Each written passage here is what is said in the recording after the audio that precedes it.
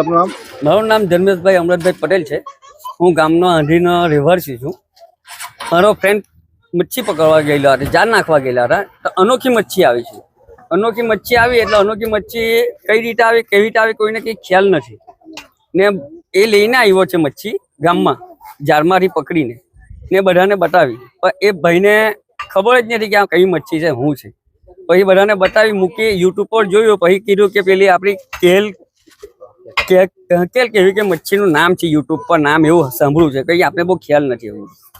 ને આ મચ્છી આપણા ગુજરાતમાં જોવા મળતી નથી, આ મચ્છી જોવા મળતી જ નથી ને બધા જ ગામવાળા બધા કન્ફ્યુઝ થઈ ગયા કે મચ્છી કઈ છે ને કઈ પ્રકારની છે, એનું મોઢું કાં છે ને એનું કઈ પ્રમાણે ચાલે છે, કોઈને કઈ ખ્યાલ નથી। અનોખી મચ્છી છે।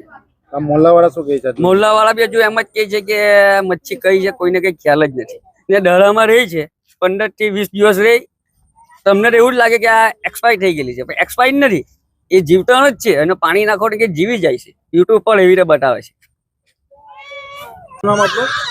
હરીશ કુમાર અશોકભાઈ રાઠોડ।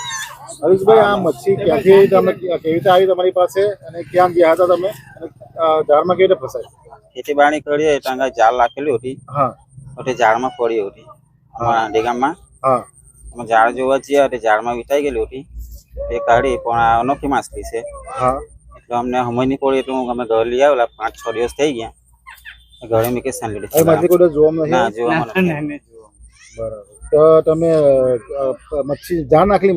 ના હું ખેતીવાડી કરું, હા, તો હું ચોમાસાના ટાઈમ પર કામ નહીં મળે, હા, એટલે જાળ રાખી।